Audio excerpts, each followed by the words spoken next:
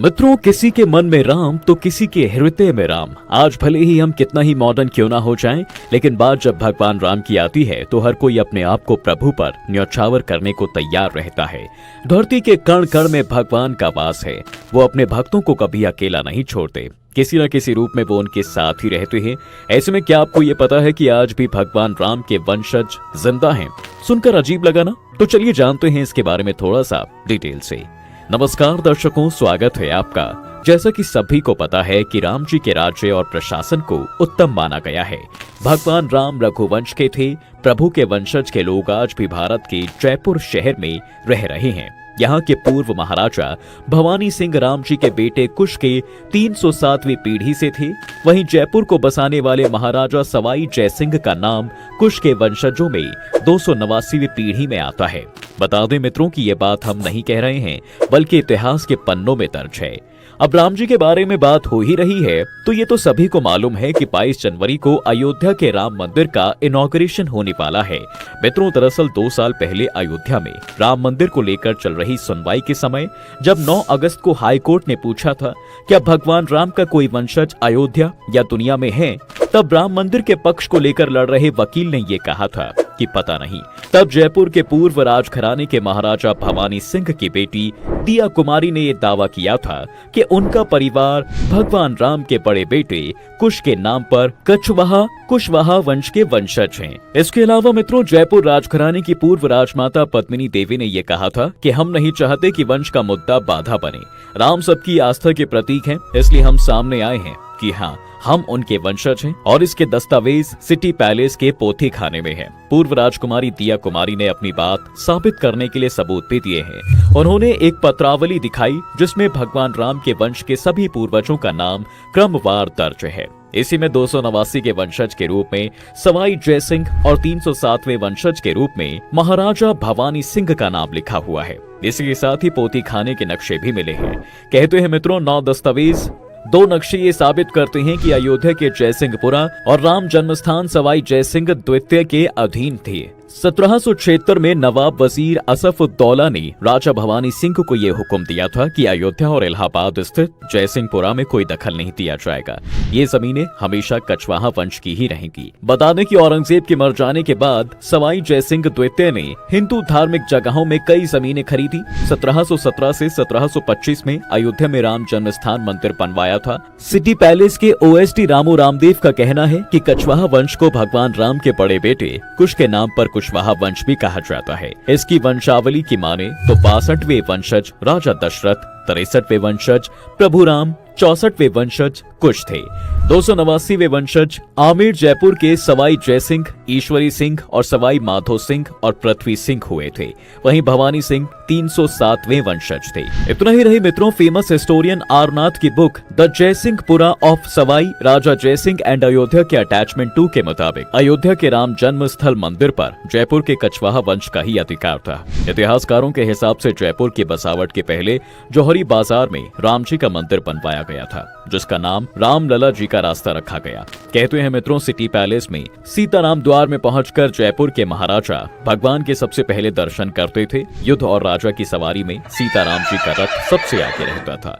और तो और यहाँ रियासत के सरकारी परवानों पर सीतारामो जयती लिखा जाता था। बता दें मित्रों कि जयपुर को 9 चौकड़ी में बसाया गया था, जिसमें एक चौकड़ी का नाम भगवान राम की चौकड़ी रखा गया। चांदपोल बाजार और हवा महल बाजार में राम मंदिर बनाए गए। इसी तरह सवाई जयसिंह ने राम जी की ही तरह जयपुर में स्थापना के समय राजसूर्य अश्वमेध यज्ञ भी करवाया। बता दें मित्रों कि राम जी ने राजकुमार कुश को दक्षिण कौशल, कुश स्थली कुशावती और अयोध्या राज्य सौंपा, तो वहीं लव को पंजाब, लव ने लाहौर को राजधानी बनाया। तक्षशिला में भरत के बेटे तक्ष, पुष्करावती पेशावर में पुष्कर को राज मिला। हिमाचल में लक्ष्मण जी के बेटों का शासन था। मथुरा में शत्रुघ्न के बेटे सुबाहु को दिया गया, तो उनके दूसरे बेटे शत्रुघाती को भेलसा विदिशा के सिंहासन पर बैठाया गया। कहा जाता है कि राजा लव से राघव राजपूतों का जन्म हुआ, जिनमें बड़गुजर, जयास और सिकरवारों का वंश चला, जिसकी दूसरी दूसरी शाखा थी सिसोदिया राजपूतों वंश की, जिनमें बैचला, बैसला और गहलोत यानी गुहिल वंश के राज हुए। कुश से कुशवाहा राजपूतों का वंश बढ़ा। आगे चलकर कुशवाहा, मौर्य, सैनी, शाक्य संप्रदाय की स्थापना मानी जाती है। और तो और सूर्य वंश भी कुश वंश से ही निकला। कुश की ही 50वीं पीढ़ी में शलय है, जो महाभारत युद्ध में कौरवों की तरफ से लड़े थे। जो लोग खुद को शाक्य वंशी कहते हैं, वे भी भगवान राम के ही वंशज हैं। इसी के साथ आपको अब बताते हैं कि कैसे हुई लव कुश की मौत। मित्रों, जैसा कि सबको पता है कि जब माता सीता धरती माँ की गोद में समा गई थी, तब कुछ सालों बाद प्रभु राम को लेने यमराज आए थे और उन्होंने राम जी से विनती की कि प्रभु, धरती पर आपका समय पूरा हो चुका है, आपको बैकुंठ के लिए चलना होगा। यमराज की बात सुनकर प्रभु राम अपने भाई भरत को अयोध्या का राजा बनाना चाहते थे, लेकिन भरत राजा बनने के लिए तैयार नहीं हुए थे।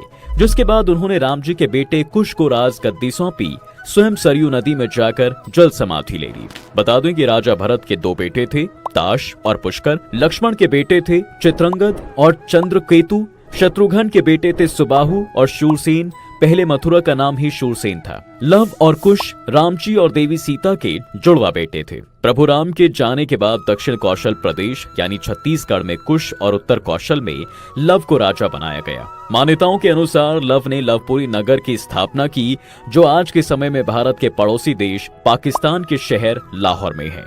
यहाँ के एक किले में लव का एक मंदिर भी बना हुआ है।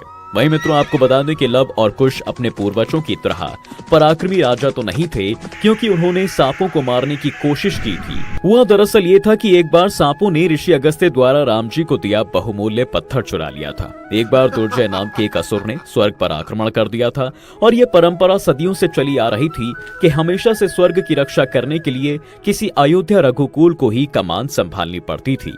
जिसके बाद राजा कुश और असुर दुर्जय के बीच भीषण युद्ध हुआ था।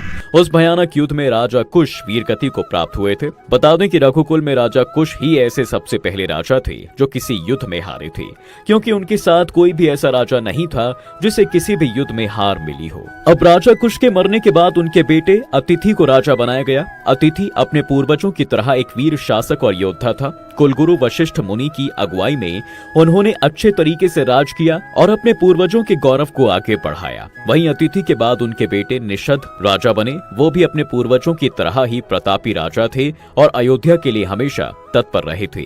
उनके बाद उनके बेटे नल को राजा बनाया गया, लेकिन राजा नल को राजपाट में कोई रुचि थी ही नहीं। जिसके बाद वो राजपाट को त्याग कर कुछ ऋषि मुनियों के साथ जंगल की तरफ तपस्या करने चले गए थे। राजा के जाने के बाद अयोध्या की प्रजा को देखने वाला कोई नहीं था, जिसकी वजह से उनके बेटे नभ को बालपन में ही राजा मान लिया गया था। शास्त्रों में बताया जाता है कि नभ 12 साल की उम्र में ही अयोध्या के राजा बन गए थे।